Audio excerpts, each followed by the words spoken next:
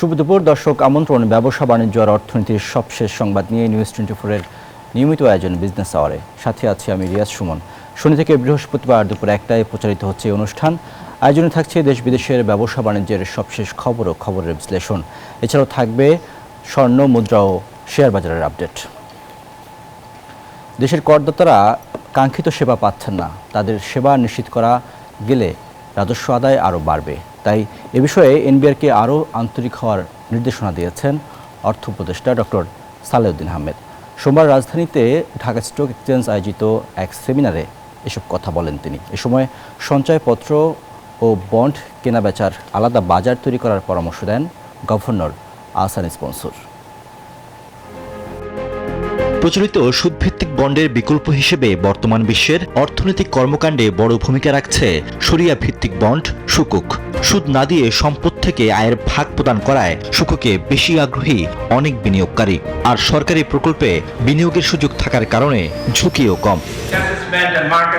এমন বাস্তবতায় বন্ড ও সুকুক মার্কেটের সম্ভাবনা নিয়ে রাজধানীর নিকুঞ্জে বিএসইসি ও ডিএসসি আয়োজিত এই সেমিনার। এ সময় বন্ড মার্কেট শক্তিশালী করতে বন্ড ও সঞ্চয়পত্র কেনাবেচার আলাদা বাজার তৈরির পরামর্শ দেন বাংলাদেশ ব্যাংকের গভর্নর। আমরা আশা করব যে বাংলাদেশের যে বন্ড মার্কেট, যেটা সবচেয়ে ছোট মার্কেট আমাদের, সেটা বিশ্বে যেটা সবচেয়ে বড় মার্কেট হিসেবে পরিগণিত, আমরা সেই বড় মার্কেটের দিকে বন্ড মার্কেটকে নিয়ে যেতে পারবো আগামী দিনগুলোতে।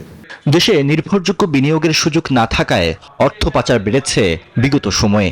এক্ষেত্রে সুকুক বন্ড ভালো বিনিয়োগের মাধ্যম হতে পারে বলে মনে করেন প্রধান উপদেষ্টার বিশেষ সহকারী doctor Anisuzzaman Chowdhury. With the stock exchange, we have two stock exchange, Dhaka and Chittagong. We'll have to work together to move from that regulatory stage to the development stage. I think, and in that development stage, Sukuk is one of the products that they can develop. অর্থ উপদেষ্টা মনে করেন দীর্ঘমেয়াদী অর্থায়নের ক্ষেত্রে bond ও পুঁজিবাজারের পরিবর্তে bank নির্ভরতার ফলে খেলাফি ঋণ বাড়ছে। এ সময় তিনি বলেন, এনবিআর এর আন্তরিকতার অভাবে কাঙ্ক্ষিত সেবা থেকে বঞ্চিত হচ্ছে দেশের করদাতারা। ট্যাক্স দেয়, সেবাটা পাই তো লোকজন তো একটু ব্যবসা করবে, তাই না? ট্যাক্স দিলাম, আমি পাই না। সেটা যদি আমি প্রায় বলি ট্যাক্স অফিসারদের, এনবিআর অফিসারদের বলছে একটু সেবা দেন, সেবা ভালো দিলে আপনার ট্যাক্স ফিটা বেশি দেবে। লয়ারদের আমি বলেছি যে ভালো সেবা দেবেন, আপনার ফিটা পাবেন। সেবা দেবেন না 10 বার ঘোরাবেন, আপনি ফিও বেশি যাবেন, লোকজনকে উকিল সাহেব ঘোরাবেন, সেটা তো সম্ভব না। কর আদায় বাড়াতে করদাতাদের সেবার মান বাড়ানোর নির্দেশনা দেন অর্থ উপদেষ্টা। Paying service to the people, that is the ultimate. It must taste for any services. Riaz Suman, news 24, Dhaka. অর্থবছরের শুরুতেই হোঁচট খেল জাতীয় রাজস্ব বোর্ড এনবিআর। প্রথম 2 মাসে রাজস্ব আদায়ে লক্ষ্যমাত্রার চেয়ে পিছিয়ে 6,500 কোটি টাকা। এনবিআর চেয়ারম্যান আব্দুর রহমান খান বলেছেন, কাস্টমস হাউসের টাকা জমার পদ্ধতি পরিবর্তন হওয়ায় আয় কিছুটা কম দেখাচ্ছে। তবে সিস্টেম পুরোদমে চালু হলে রাজস্ব আহরণের ঘাটতি কমে আসবে বলে আশা করছেন তিনি। বছর শেষে লক্ষ্যমাত্রা অর্জনের লক্ষ্যে কাজ করছেন বলেও জানান এনবিআর চেয়ারম্যান। মিনা ফেরদৌসের বিশেষ প্রতিবেদন। সরকার পতনের আন্দোলনে দেশ অস্থিতিশীল হয় 2024-25 অর্থবছরের শুরুতে ভাটা পড়েছিল রাজস্ব আহরণে। হিসেব বলছে অর্থবছরের প্রথম 2 মাস অর্থাৎ জুলাই-আগস্টে রাজস্ব আদায় হয়েছিল 45,000 কোটি টাকা। তবে এবছর একই সময়ে 21% বেড়ে আদায় দাঁড়িয়েছে 54,423 কোটি টাকা। তবে আদায় বাড়লেও তা কাঙ্ক্ষিত লক্ষ্যের চেয়ে অনেক কম। চলতি অর্থবছরের জুলাই-আগস্ট মাসে রাজস্বের লক্ষ্যমাত্রা 61,000 কোটি। সেই হিসেবে লক্ষ্যমাত্রার চেয়ে রাজস্ব ঘাটতি 6,500 কোটি টাকা।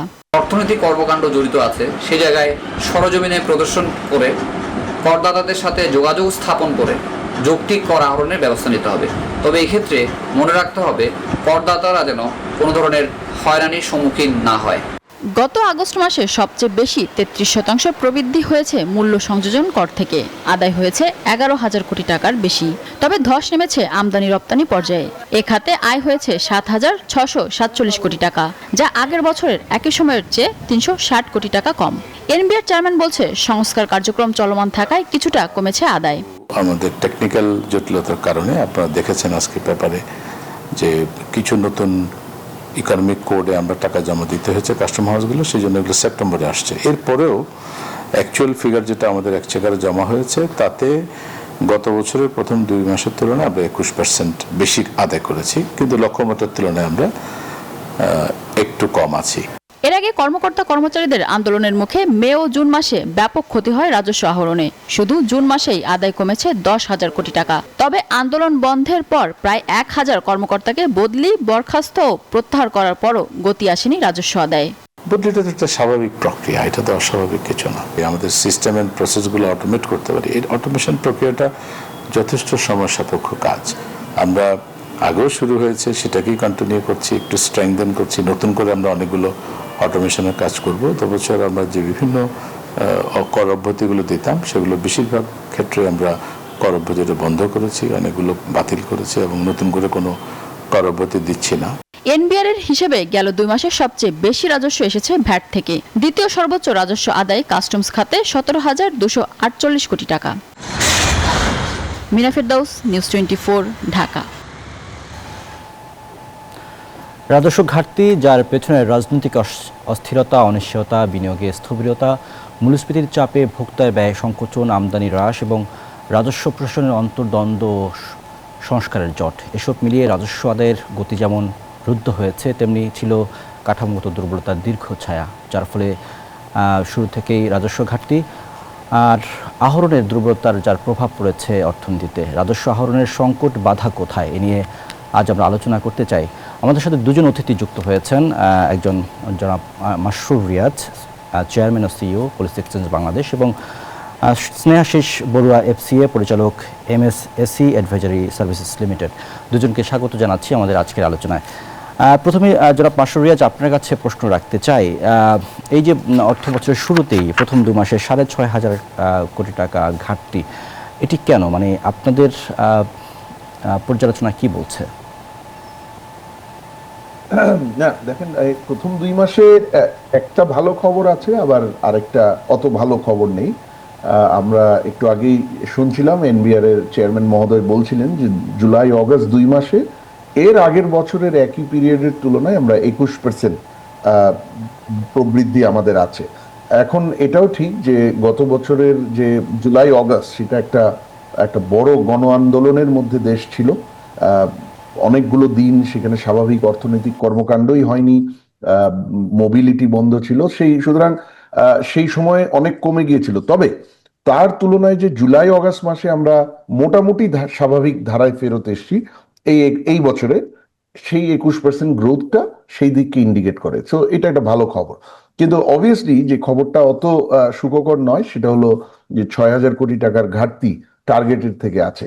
এখন এই যে ঘাটতি, দুটা বিষয় এখানে। প্রথম কথা হলো যে 2 মাসেই আসলে আগামী পুরো 12 মাসে কি হবে পুরো অর্থ বছরে, সেটা প্রথম 2 মাস থেকে আসলে বোঝা যায় না। এমনও এটা মানে খুব সিগনিফিকেন্টলি অন্যদিকে টার্ন করতে পারে বিভিন্ন অর্থনীতির কর্মকাণ্ড, ট্যাক্স ডিপার্টমেন্ট বা কাস্টমস, ভিএটি, তাদের যে বিভিন্ন ধরনের এনফোর্সমেন্ট, সেটার উপর ভিত্তি করে।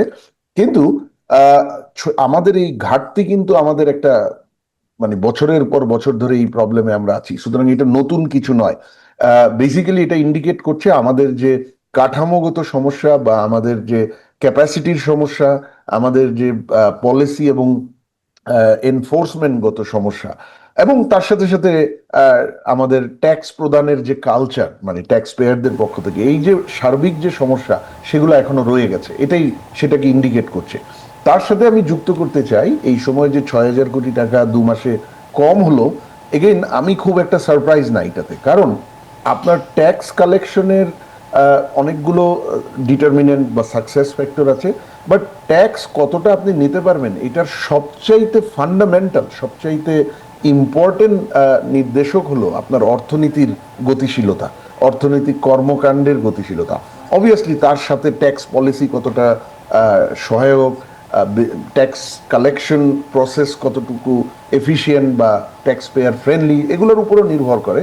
কিন্তু আমার যদি অর্থনৈতিক কর্মকাণ্ডর গতিশীলতা না থাকে বা স্লাগিশ গ্রোথ থাকে, তখন তো আমার ট্যাক্সের যে বেসটা যেখান থেকে উঠে আসবে এই ট্যাক্স, সেটাই আমার বাধাগ্রস্ত হবে। তাহলে আপনি যদি দেখেন আমাদের মাসুরিয়াত, overall আমরা আপনার আলোচনায় আরো শুনবো। আমাদের সাথে জনাব স্নেহাশিস বড়ুয়া আছেন, তবে আমরা একটু রাজধানীর মতিঝিলে ডিসিসি এর একটি সেমিনার চলছে, সেখান থেকে একটু ঘুরে আসতে চাই। রাজধানীর মতিঝিলে চলছে ডিসিসিআই আয়োজিত রপ্তানি বহুমুখীকরণ, খেলনা উৎপাদন, শিল্প উৎপাদন, উদ্ভাবন এবং রপ্তানির সম্ভাবনা শীর্ষক একটি সেমিনার। সেখানে যুক্ত হতে চাই সরাসরি। আমার মনে হয় যে চায়নার সাথে কম্পিট করতে হলে কিন্তু আপনাদেরকে আসলে অনেক বেশি আপনাদের নিজেদেরকে অনেক বেশি ডেভেলপ করতে হবে। চায়না আসলে একটা অন্য পর্যায়ে চলে গেছে, তাই না? চায়নার সাথে কম্পিট করে পরে বলবেন, পরে আলাপ করবো। তো আরেকটা গুরুত্বপূর্ণ জিনিস, আপনারা কিছু ডকুমেন্টেশনের কথা বলেছেন। তো ডকুমেন্টেশন, এনবিআর এর ডকুমেন্টেশন খুব বেশি না, বিন এবং টিন, আর যে বাইরে ট্রেড লাইসেন্স, আইআরসি, এগুলো এনবিআর এর ডকুমেন্ট, এগুলো হলো আপনার ট্রেড লাইসেন্স তো আপনার সিটি কর্পোরেশন, আইআরসি তো আপনার মিনিস্ট্রি অফ কমার্সের। এখানে একটা গুরুত্বপূর্ণ জিনিস, মিনিস্ট্রি অফ কমার্সের কিন্তু খুব গুরুত্বপূর্ণ একটা রোল রয়েছে। যে কোনো ইন্ডাস্ট্রি বা যে কোনো একটা ডেভেলপ করার জন্য, ওটাকে নার্চার করার জন্য কমার্সের খুব গুরুত্বপূর্ণ একটা ভূমিকা রয়েছে। তো আমি মনে করি যে আপনাদের যে ইম্পোর্ট পলিসি অর্ডার এবং এক্সপোর্ট পলিসি অর্ডারে খেলার কথা বলা আছে, কিন্তু ঠিক ওইভাবে গুরুত্ব দিয়ে বলা আছে আমার কাছে মনে হয়নি। তো আপনারা এই জিনিসটা আপনারা মিনিস্টার অফ কমার্সের সাথে আপনারা এই জিনিসটা রেইজ করতে পারেন, এবং আমার মনে হয় এটা আপনাদের জন্য এটা ভালোই হবে এটা নিয়ে কথা বললে, এক নাম্বার। আর দুই নাম্বার হলো যে আইপিওতে আপনারা কিছু চেঞ্জ আনার জন্য রিকোয়েস্ট করতে পারেন। আপনারা নিজে স্টাডি করে দেখেন যে আইপিওতে কি কি চেঞ্জ আনলে পরে আপনাদের ইন্ডাস্ট্রিটা একটা স্ট্রং ফুটিং এ দাঁড়াবে। ঠিক আছে, এই ব্যাপারে আপনারা দরকার ট্যারিফ কমিশনের নিতে পারেন, ওরা কিন্তু এই ব্যাপারে গবেষণা করে, প্রচুর রিসার্চ করে ট্যারিফ কমিশন। আমি সাজেস্ট করবো আপনারা ট্যারিফ কমিশনের সাথে বসে আপনাদের যেগুলো আপনাদের যেটুকু পলিসি সাপোর্ট দরকার। আর ট্যারিফ কমিশন কিন্তু সবসময় ইন্ডিয়ার সাথে কাজ করছে, এখন আমরা we work hand in hand, মানে এই ট্যারিফ কমিশন এবং ইন্ডিয়ার, তাই না, ট্যারিফ কমিশনের। তো আমার মনে হয় যে গভর্নমেন্ট অবশ্যই আপনাদের প্রতি সহানুভূতিশীল, কিন্তু গভর্নমেন্টের কিছু লিমিটেশন আছে। আমরা করব, হয়তো আমরা একবারে করতে পারবো না, স্ট্যাগার করবো, ইয়ার বাই ওয়ার্ক করবো আমরা, এটা করা যাবে। তো কিন্তু একবারে সবকিছু দেয়া যাবে এটা মনে হয় ডিফিকাল্ট, আসলে সম্ভব না। এটা আপনাদের এটা আপনারা নিজেরাও বুঝেন, আপনারা তো সবাই অভিজ্ঞ ব্যবসায়ী, আমাদের চেয়ে ভালোই বুঝেন যে ইকোনমিক রিয়েলিটি কি, বিজনেস রিয়েলিটি কি। তো আমার মনে হয় যে শেষে যেটা বলতে চাচ্ছি যে আপনাদের প্রতি আমাদের সাপোর্ট থাকবে, আমরা সহানুভূতিশীল, যেটুকু সম্ভব আমরা করব। আমাদের সাথে কথা বলতে পারেন, কোনো অসুবিধা নেই। আগামী বছরই তো আমরা বাজেট শুরু করব। দর্শক, আমরা ছিলাম রাজধানীর মতিঝিলের ডিসিসিআই আয়োজিত একটি আলোচনা, সেখানে কথা বলছিলেন এনবিআর সদস্য জনাব মোহাম্মদ মুবিনুল কবির, তার কথাই ছিলাম। আমরা আবারও আলোচনায় ফিরতে চাই। আমাদের সাথে দুজন অতিথি আছেন, মাসুরিয়াত, চেয়ারম্যান পুলিশ এক্সচেঞ্জ বাংলাদেশ, এবং স্নেহাশিস বড়ুয়া, পরিচালক MSSC অ্যাডভাইজারি সার্ভিসেস লিমিটেড। এবার একটু জনাব স্নেহাশিস বড়ুয়া, আপনার কাছে প্রশ্ন রাখতে চাই যে আমরা তো এবার নতুন একটি লক্ষ্যমাত্রা নির্ধারণ করা হয়েছে, যেখানে বলা হয়েছে যে প্রায় 4,63,000 কোটি টাকা, যেটি গত বছরের ছিল সেটিও সেখানেও আমরা দেখছি যে ঘাটতি ছিল। এবার যে লক্ষ্যমাত্রা নেওয়া হয়েছে 5,64,000 কোটি টাকা, এটি আসলে আহরণ করা আমাদের জন্য কতটা সম্ভব হবে বলে মনে করেন, যেখানে আমরা প্রথম 2 মাসই দেখলাম একটি নেগেটিভ চিত্র? জি, ধন্যবাদ। আসলে আপনি যেটা দেখেছেন যে গতবার 4,63,500 কোটি টাকা ছিল, ওখান থেকে আসলে আমরা যতটুকু দেখেছি কালেকশন হয়েছে 3,71,000 কোটি টাকার মতো। আর এবার জাতীয় রাজস্ব বোর্ডকে আহরণ করতে হবে অলমোস্ট 5 লাখ কোটি টাকার মতো, মানে 4,99,000 কোটি। সো এই লক্ষ্যমাত্রা যদি অর্জন করতে হয় তাহলে আমাদের প্রায় 34% গ্রো করতে হবে, 34%, যেটা আমরা এই অর্থ বছরের প্রথম মাসে দেখেছি যে 24% গ্রোথ হয়েছে, এবং এবার এই 2 মাস মিলিয়ে দেখলাম আমরা 21% গ্রোথ হয়েছে, মানে এই মাসে মানে জুলাই মাসের তুলনায় কিন্তু গ্রোথটা কমে গিয়েছে, মানে আমরা যদি ওভারঅল যদি দেখি অগাস্টে। তো এই ক্ষেত্রে আপনি যে লক্ষ্যমাত্রাটা নির্ধারণ করা হয়েছে, এটা তো আসলে একটা, যেটা আমাদের অর্থনীতিবিদ মাসুর রিয়াজ বলেছেন, যেটা আসলে তো সারা বছরের, এটা তো আসলে মাস ভিত্তিক না, এটা সারা বছরের টার্গেট, এবং এখানে অনেকগুলো সিজনাল ইম্প্যাক্টও থাকে। কারণ কিছু পলিসি মেজার্স নেওয়া হয়েছে যেগুলো আপনি দেখবেন গ্রোথটা আসবে যখন মার্চ মাসে কোম্পানিগুলো রিটার্ন দেওয়া শুরু করবে, গ্রোথটা আসবে যখন 30শে নভেম্বরে ব্যক্তি করদাতা যারা আছেন তারা রিটার্নটা দেওয়া শুরু করবেন, তখন কিন্তু আয়করের বিভিন্ন গ্রোথ কিন্তু আপনারা হয়তো পেয়ে থাকবেন। আর আমরা এখন আপনাদের রিপোর্ট থেকেও যেটা দেখলাম যে আমাদের এই 2 মাসের যে গ্রোথ হয়েছে, এই 2 মাসের গ্রোথের সবচেয়ে বড় গ্রোথটা আসছে মূল্য সংযোজন কর থেকে, মানে মূসক থেকে। তো এই মূসক থেকে গ্রোথের মধ্যে আমি কয়েকটা রিপোর্টও পড়ছিলাম যে এটা এসছে মূলত টোব্যাকো থেকে, মানে সিগারেট থেকে। তো সিগারেটের প্রাইস স্ট্রাকচারে আপনার ভ্যাট এবং সাপ্লিমেন্টারি ডিউটি চেঞ্জটা এসছে গত 9 জানুয়ারি 2025-এ, তার আগে 30শে জুন 2024-এ এটা ছিল। তাহলে দেখুন এই যে আমাদের গ্রোথটা হচ্ছে, এই গ্রোথটা কি মানে আপনার সাস্টেনেবল গ্রোথ, অথবা এই গ্রোথটা কি আমরা অনেক সংখ্যক ট্যাক্স পেয়ার বা ট্যাক্স বেস বাড়িয়ে করছি, নাকি পলিসি মেজার্স নিয়ে করছি?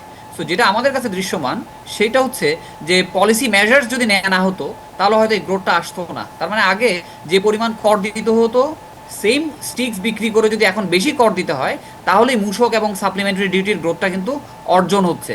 সো আমাদের ভয় বা আশঙ্কা যে জিনিসটা আছে সেটা হচ্ছে, আমরা যদি এই যে আমাদের যে ইনফর্মাল ইকোনমির কথা বলছি, আমাদের সেন্টারের কথা বলছি, যেখানে যেখানে অর্থনৈতিক কর্মকাণ্ডগুলো বিস্তৃত হচ্ছে, সেখান থেকে ন্যায্য কর আহরণ যদি না হয়, শুধুমাত্র পলিসির গ্রোথ দিয়ে যদি আমরা যদি এই রাজস্ব আহরণের দিকে ধাবিত হই, তাহলে আমাদের যে লক্ষ্যমাত্রাটা আছে সেই লক্ষ্যমাত্রাটা অর্জনটা অনেক কষ্টসাধ্য হয়ে যাবে বলে আমি ব্যক্তিগতভাবে মনে করি। মাসুর রিয়াজ, আপনার কাছে একটি প্রশ্ন রাখতে চাই যে এনবিআরের যে কাঠামোগত দুর্বলতা, তার মধ্যে আমরা দেখলাম যে সেটা অন্তর্বর্তী সরকার সংস্কারের উদ্যোগ নিল, এবং সেই সংস্কারের উদ্যোগে যেটা দেখলাম যে এটাকে 2টি ভাগে ভাগ করা, এবং এরপরে এটাতে নিয়ে আবার আন্দোলন, বদলি, বহিষ্কার, নানান একটা জটিলতা কিন্তু বেশ কিছুদিন ছিল। এত কিছুর পরে আসলে এনবিআরের পরিবর্তনটা কি হলো, কি দেখছেন আসলে এই মুহূর্তে? না দেখেন, আমি বেশ কিছু পজিটিভ পরিবর্তন কিন্তু গত 1 বছরে দেখেছি। আপনি যেমন স্পেসিফিক 2-একটা এক্সাম্পল দিই, স্নেহাশিস হয়তো আরো অনেক বেশি ডিটেল জানেন। যেমন করদাতাদের পার্টিকুলারলি মানে বিজনেস ট্যাক্স পেয়ার্স, যেখান থেকে সবচেয়ে বেশি রাজস্ব আহরণ হয়, কাস্টমস ডিউটি, ভিএটি বা কর্পোরেট ট্যাক্স সব মিলিয়ে, সেখানে অডিটের হয়রানি বলে একটা তাদের কমপ্লেন ছিল বহু বছর ধরে, যে অডিটে ফেলে তাদেরকে পুরানো রিটার্ন রিওপেন করে সেখানে অনেক ধরনের প্রশ্ন বা অব্লিগেশন ইম্পোজ করা হয়। এটা কিন্তু এনবিআর সাসপেন্ড করেছে গত বছর অক্টোবর থেকেই, এবং এটা একটা স্বস্তির বিষয়। এবং এই অডিট কিভাবে পরিচালিত হবে সেটার জন্য একটা ভালো ক্রাইটেরিয়া তারা ডেভেলপ করবে বলেছে, তো এটা খুব প্রমিসিং। আপনি কাস্টমস সাইডে অথরাইজ ইকোনমিক অপারেটর, যেটা ইম্পোর্টার কোনো ধরনের মানে ডিলে ছাড়া বা কোনো ধরনের আননেসেসারি ইন্সপেকশন ছাড়া ইমিডিয়েটলি তাদের ফ্রেট রিলিজ করে নিয়ে যেতে পারবে তাদের প্রোডাকশন বা অন্যান্য ব্যবসার কাজে, সেটা এক্সপান্ড করা হয়েছে। তৃতীয়ত আপনার ওই যে খুব রিসেন্টলি আমরা দেখেছি এইচএস কোডে কোনো ধরনের যদি ঝামেলা থাকে, বন্ডেড ওয়্যার হাউসের আওতাধীন ইম্পোর্টে সেটাকে আটকিয়ে রাখা হবে না, সেটা চলে যাবে, কিন্তু অবভিয়াসলি ইম্পোর্টার এবং এনবিআর সেটা বসে ঠিক করবে যে এটা কি হয়েছে এবং কেন, বা কারো দোষ আছে নাকি।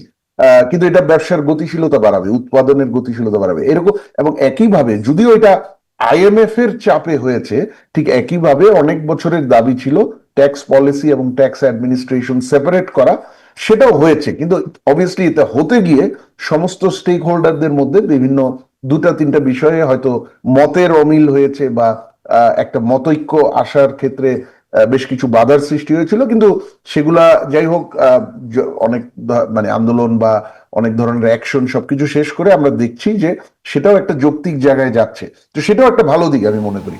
তবে হ্যাঁ, এর সাথে সাথে যেটা প্রয়োজন, আমাদের আরো ফান্ডামেন্টাল যে রিফর্মস প্রয়োজন, সেই জায়গাগুলোয় হাত দিতে হবে, যেগুলো আমরা অনেক বছর ধরে আমরা জানি। একটা হলো স্ট্রাকচারাল রিফর্ম। আমরা এখন আমাদের ইনডিরেক্ট ট্যাক্স, মানে অপ্রত্যক্ষ কর যেটা, সেটার উপর আমাদের নির্ভরশীলতা বেশি।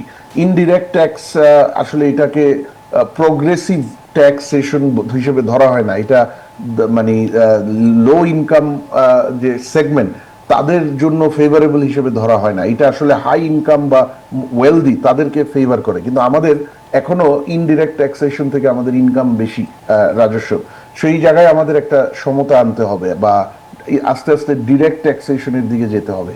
আমাদের দ্বিতীয় হলো আপনার সাথে একটু যুক্ত করতে চাই, মাসুরিয়াজ আপনার সাথে একটু যুক্ত করতে চাই। আপনি আমাদের প্রথম প্রতিবেদনটাতে হয়তো শুনেছেন যে অর্থ উপদেষ্টা বলেছেন যে করদাতারা তুলনামূলক সেবা পান না এবং নানান হয়রানির শিকার হন।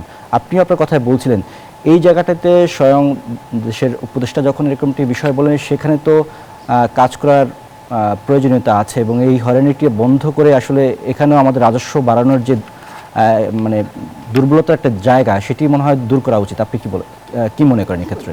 দেখেন, হয়রানি আমাদের দেশে এমনি মানে ট্যাক্স যে কম, আমাদের রাজস্ব আহরণ যে কম, এটার অনেক কারণ আছে। এর মধ্যে একটা কারণ আমাদের করদাতাদের মধ্যে ট্যাক্স কালচার গড়ে ওঠেনি, ট্যাক্স কমপ্লায়েন্স কালচারটা ওইভাবে গড়ে ওঠেনি, এটাও যেভাবে সত্যি। আবার at the same time policy, administration, enforcement, red tape, harassment সেগুলো সত্যি। এখন আমরা যতক্ষণ ট্যাক্স পেয়ারকে আত্মবিশ্বাস দিতে না পারি, আমরা তাদেরকে স্বাচ্ছন্দ্য দিতে না পারি, প্রেডিক্টেবিলিটি দিতে না পারি, ততদিন তো এই ট্যাক্স পেয়ার কমপ্লায়েন্স কালচার বা ট্যাক্স কালচারটা গড়ে উঠবে না। তো সেইখানে হয়রানি কমাতে একদিকে যেভাবে আপনার আমাদের ট্যাক্স অ্যাডমিনিস্ট্রেশনের বিভিন্ন যে লুপ হোলস গুলো আছে যেগুলোর মাধ্যমে হয়রানির সুযোগ সৃষ্টি হয়, সেগুলোকে যেভাবে অ্যাড্রেস করতে হবে, যেমন আপনার এখানে এন্ড টু এন্ড অটোমেশন, মানে সমস্ত এনগেজমেন্ট অটোমেটেড করে ফেলতে হবে। কারণ অলরেডি কিছু অটোমেশন তো হয়েছে, যেমন কাস্টমসে আপনার এনএসডব্লিউ চালু হয়েছে, সিকুডা আগে থেকে ছিল, ভিএটি অটোমেশন আছে, কিন্তু দেখা যাচ্ছে সেগুলো আইসোলেটেড বা ফ্র্যাগমেন্টেড ওয়েতে হয়েছে। এগুলো একটা সার্বিক পরিকল্পনার আন্ডারে একটার সাথে আরেকটার যে সামঞ্জস্য, কমপ্লিমেন্টারিটি, সেগুলোকে মাথায় রেখে হয়নি, এবং আরো অনেক এরিয়া আছে যেখানে এখনো অটোমেশন বাকি। সুতরাং সেটা হলে হয়তো হয়রানি কমবে।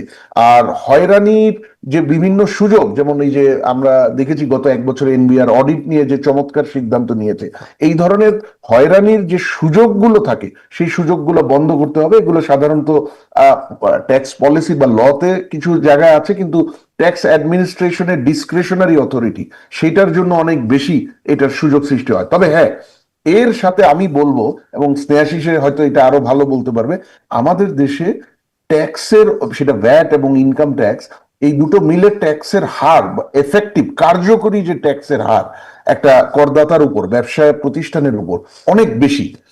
যার ফলে দেখা যায় আমাদের দেশে যেখানে বিনিয়োগ পরিবেশটা এখনো সেই ধরনের এফিসিয়েন্ট না, cost of doing business high, infrastructure inefficiency আছে, সেখানে ইন জেনারেল আমার ব্যবসার খরচ বেশি।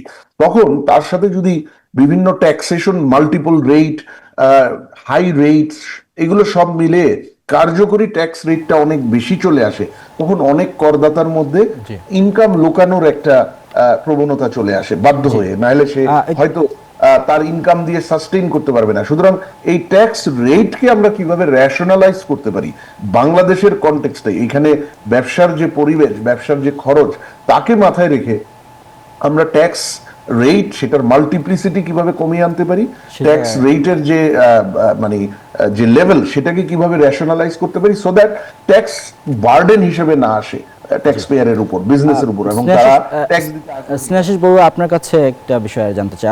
মাসুরিয়াদ বলছিলেন যে এখানে 2 মাসে 6,500 কোটি টাকা যদিও লক্ষ্যমাত্রার চেয়ে পিছিয়ে, কিন্তু 21% প্রবৃদ্ধি হয়েছে, এটি এনবিআর চেয়ারম্যানও বলেছেন। এই ক্ষেত্রে যদি বলেন, মানে জানতে চাই যে এতে কি মানে এই ধারাবাহিকতা যদি অব্যাহত থাকে তাহলে কর জিডিপির অনুপাত কমে যাচ্ছে বা কমে যাবে কিনা, আপনি কি মনে করছেন এক্ষেত্রে? ধন্যবাদ। আসলে এই নাম্বার, এটা একটা ম্যাথমেটিক্যাল নাম্বার। সেই জিডিপির গ্রোথের সাথে সাথে যদি আমরা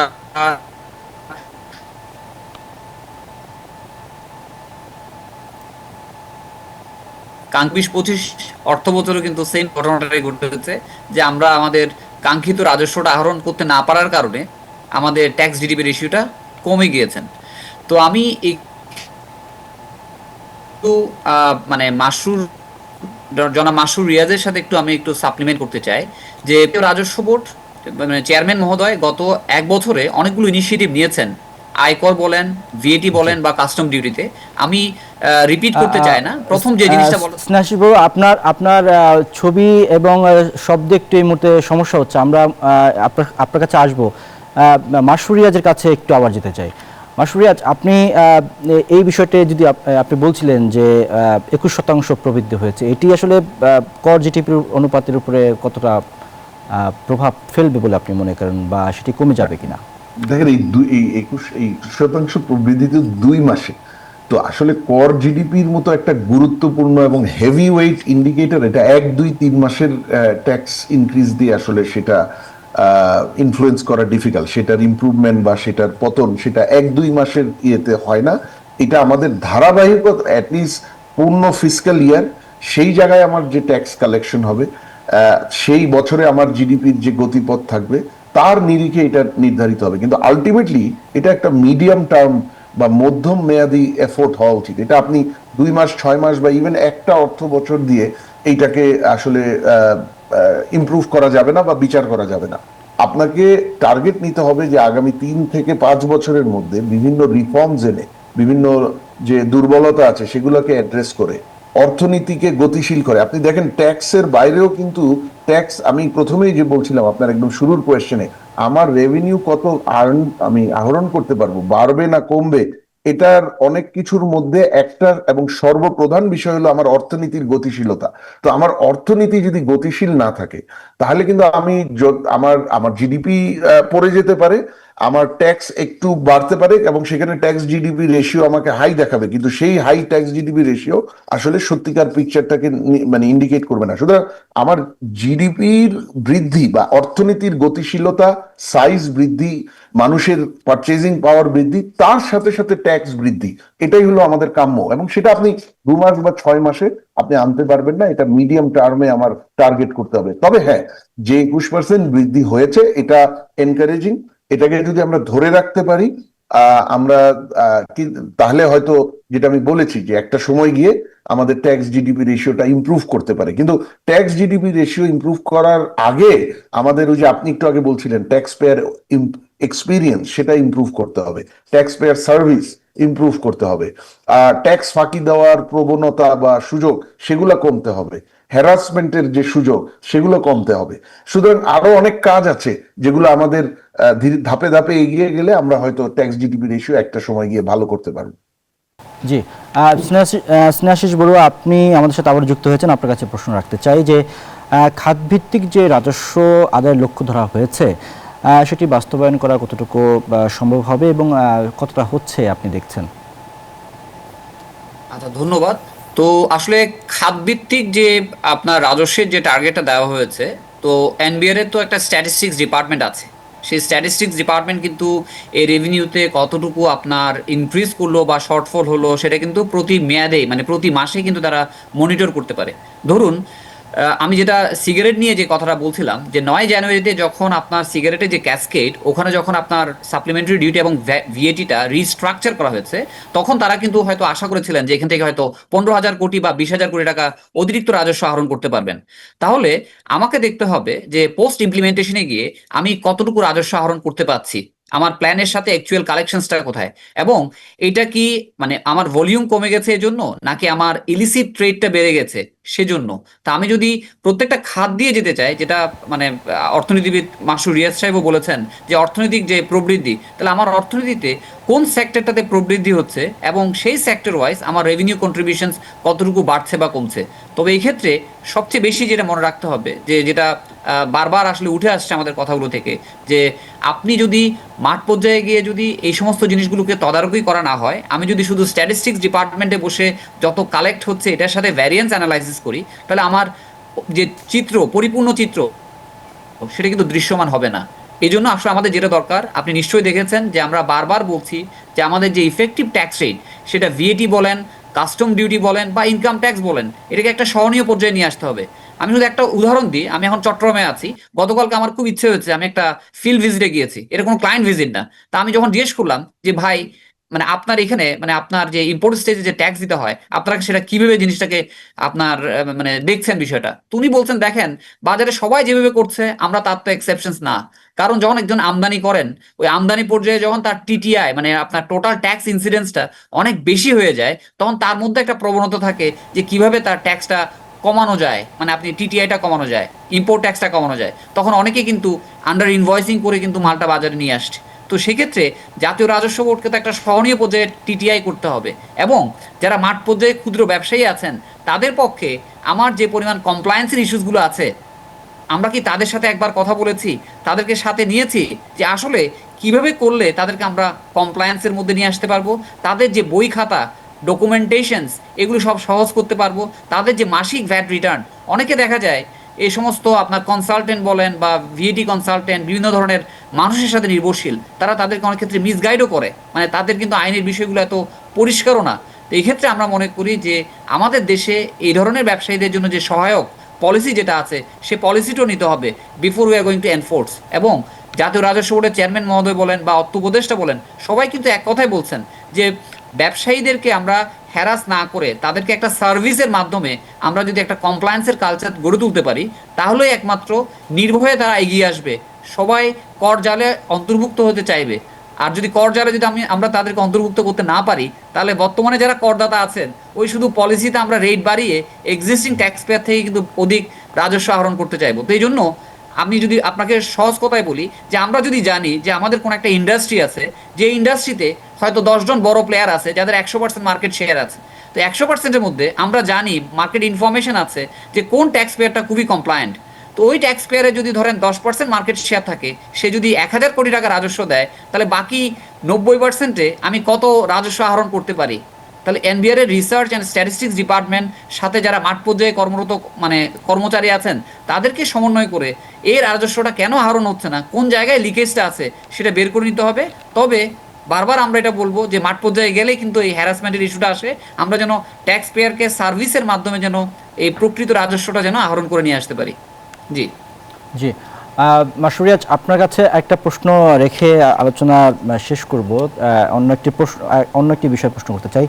আপনি জানেন যে ব্যাংক মার্জার হচ্ছে, বিশেষ করে 5টি ব্যাংক মার্জার হলে গ্রাহকদের আমানতের সুরক্ষা দেওয়া হবে, কিভাবে দেওয়া হবে এই বিষয়টি যদি আপনি একটু যুক্ত করতেন।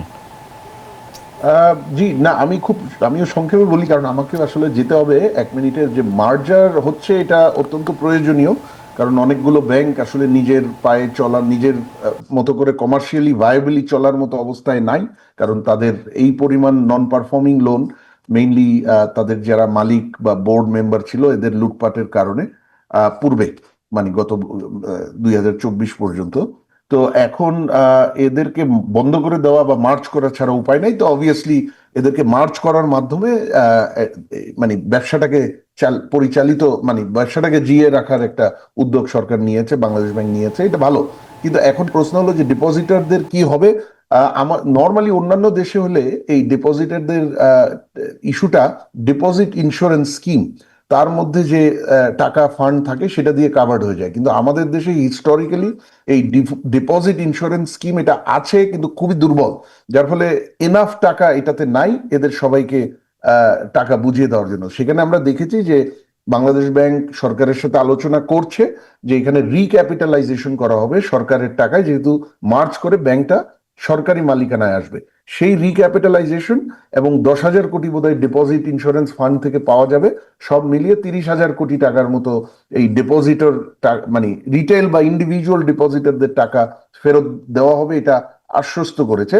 আর কর্পোরেট যারা আছে প্রাতিষ্ঠানিক ডিপোজিটর তাদেরকে খুব সম্ভবত নতুন প্রতিষ্ঠানের শেয়ার অফার করা হবে। এটা আগেও আমরা দেখেছি, মানে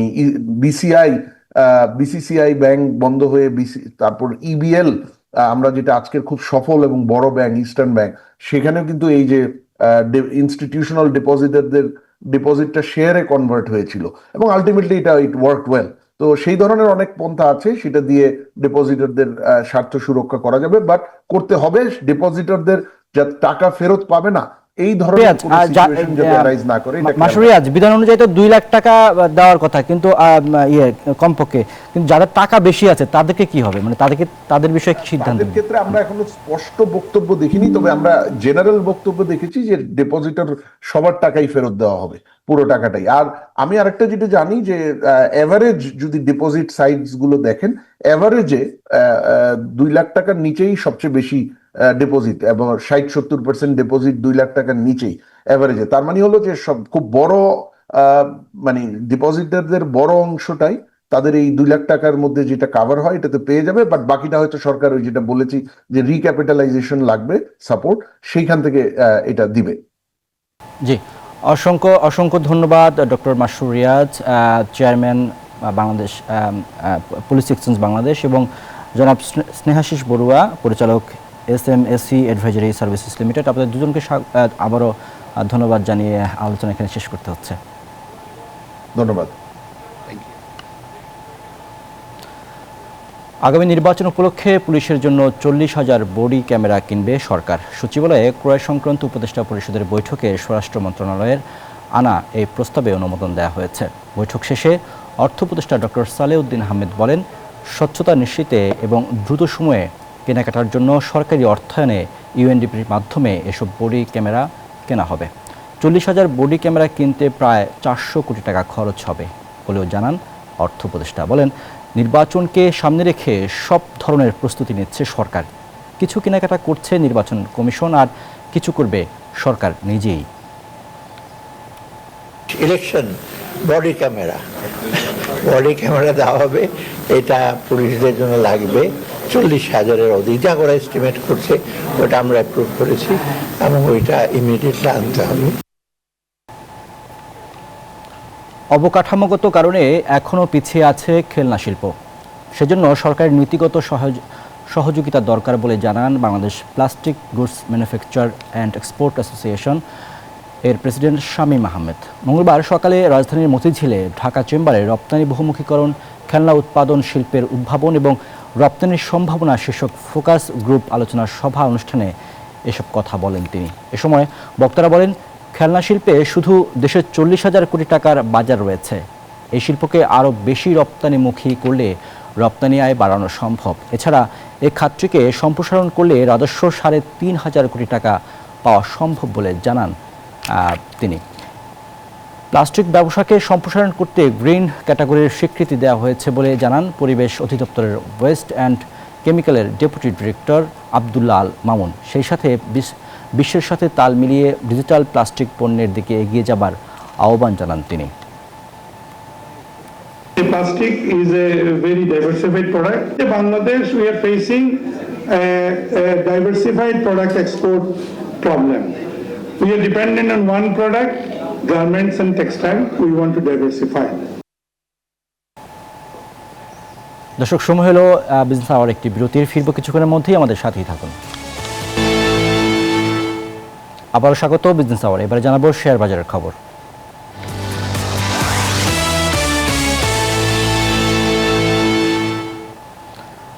শেয়ার বাজারের সবশেষ আপডেট আমরা জেনে নিতে চাই ঢাকা স্টক এক্সচেঞ্জের ওয়েবসাইট থেকে। এই মুহূর্তে দেখতে পাচ্ছি ঢাকা স্টক এক্সচেঞ্জের তিনটিতে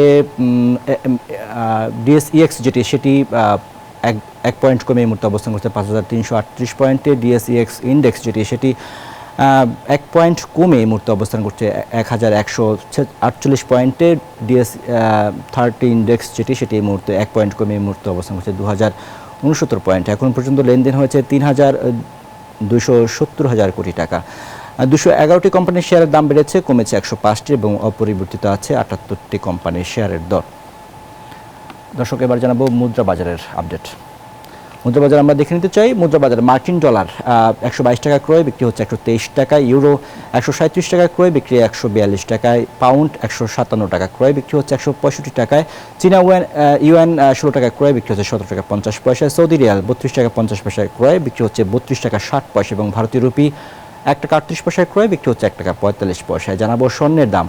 স্বর্ণের দাম আমরা দেখতে পাচ্ছি এই মুহূর্তে 22 ক্যারেটের স্বর্ণ যেটি, সেটি প্রতি ভরির দাম রয়েছে 1,91,196 টাকা। 21 ক্যারেটের স্বর্ণের দাম আছে 1,82,4 494 টাকা। 18 ক্যারেটের প্রতি ভরি সোনার দাম আছে 1,56,425 টাকা। সনাতন স্বর্ণের দাম আছে 1,29,797 টাকা। বা জানাবো রূপার দাম। রূপার দামে আমরা দেখতে পাচ্ছি 22 ক্যারেটের প্রতি ভরি রূপার দাম আছে 3,475 টাকা। 21 ক্যারেটের প্রতি ভরি সোনার দাম আছে 3,312 টাকা। আর 18 ক্যারেটের প্রতি ভরি রূপার দাম আছে 2,846 টাকা এবং সনাতন রূপার দাম 2,134 টাকা প্রতি ভরির দাম। দর্শক, সময় হলো আরও একটি বিরতির, ফিরব কিছুক্ষণের মধ্যেই, আমাদের সাথেই থাকুন। বিরতির পর আবার আমন্ত্রণ বিজনেস আওয়ারে, জানাবো জনপদের শিল্প বাণিজ্যের খবর। 4 লেন থেকে 10 লেনে উন্নীত হওয়ার অপেক্ষায় ঢাকা চট্টগ্রাম মহাসড়ক। এরই মধ্যে সমীক্ষা শেষে প্রতিবেদনও দাখিল করেছে বিদেশি পরামর্শক প্রতিষ্ঠান। প্রকল্প অনুমোদন পেলে এই মহাসড়কের প্রশস্তকরণ কাজ শুরু করবে সড়ক ও জনপদ বিভাগ। চট্টগ্রাম থেকে আরও জানাচ্ছেন নয়ন বড়ুয়া জয়।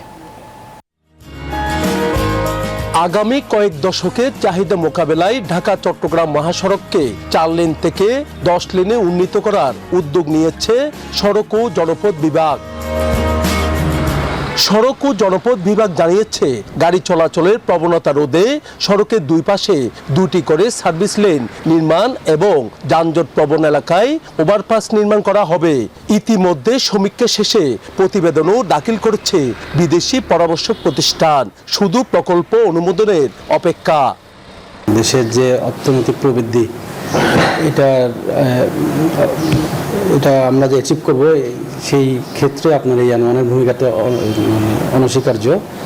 তো যেহেতু এখানে অনেক ট্রাফিক চলে, সেই বিষয়টি মাথায় রেখে ইতিমধ্যে এটাকে আপনার 10 লেনে উন্নীতকরণের ফিজিবিলিটি স্টাডি প্রায় শেষ হয়েছে। চালক ও যাত্রীরা বলছেন, 10 লেনে উন্নীত হলে যানজট ভোগান্তি কমার পাশাপাশি বাঁচবে সময়।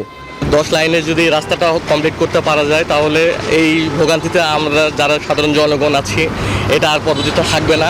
এখন তো যানজটের ভোগান্তিতে আছি, 10 লেন হলে অবশ্যই ভালো হবে, সবার জন্য ভালো হবে। প্রকল্পটি বাস্তবায়ন হলে ঢাকা চট্টগ্রামে সড়ক যোগাযোগে বৈপ্লবিক পরিবর্তন আসবে বলে মনে করেন বিশেষজ্ঞরা। যেহেতু এক্সিস্টিং রোডের সাথে যদি আমি প্রশস্তটা করি, তাহলে হয়তো কিছু বাড়িঘর অধিগ্রহণ করতে হবে এবং রাস্তার পাশে কিছু জায়গা অলরেডি রোডস অ্যান্ড হাইওয়েজের আছে, সেগুলি মিলিয়ে আমরা মনে হয় অপেক্ষাকৃত সাশ্রয়ী ব্যয়ে আমরা 10 লেনে উন্নতি করতে পারবো। ঢাকার যাত্রাবাড়ি থেকে চট্টগ্রামের সিটি গেট পর্যন্ত 232 কিলোমিটার দূরত্বের এই মহাসড়ক দিয়ে প্রতিদিন যানবাহন চলাচল করে অন্তত 30,000। 2017 সালে মহাসড়কটিকে 4 লেনে উন্নীত করতে খরচ হয় প্রায় 3.5 কোটি টাকা। নয়ন বড়ুয়া জয়, নিউজ 24, চট্টগ্রাম। এবারে বিশ্ব বাণিজ্যের খবর। কৃত্রিম বুদ্ধিমত্তার ভবিষ্যৎ নিয়ে নতুন এক জোটের ঘোষণা এলো। চ্যাটজিপিটির নির্মাতা ওপেন এআই এতে $100 বিলিয়ন বিনিয়োগ করতে চলেছে চিপ প্রস্তুতকারক কোম্পানি এনভিডিয়া। সোমবার 2 সংস্থার পক্ষ থেকে এই বিশাল চুক্তির কথা জানানো হয়। এই চুক্তির অংশ হিসেবে 2026 সালে শেষ থেকেই ওপেন এআই থেকে চিপ সরবরাহ করা শুরু করবে এনভিডিয়া। চিপের জন্য ওপেন এআই নগদ অর্থ দেবে এবং সেই অর্থেই এনভিডিয়া আবার ওপেন এআইয়ের শেয়ারে বিনিয়োগ করবে। কৃত্রিম বুদ্ধিমত্তার পরিকাঠামো আরও শক্তিশালী করতেই এই অংশীদারিত্ব বলে জানানো হয়েছে। দর্শক, এই ছিল বিজনেস আওয়ারের আজকের আয়োজন। সাথে থাকার জন্য ধন্যবাদ সবাইকে।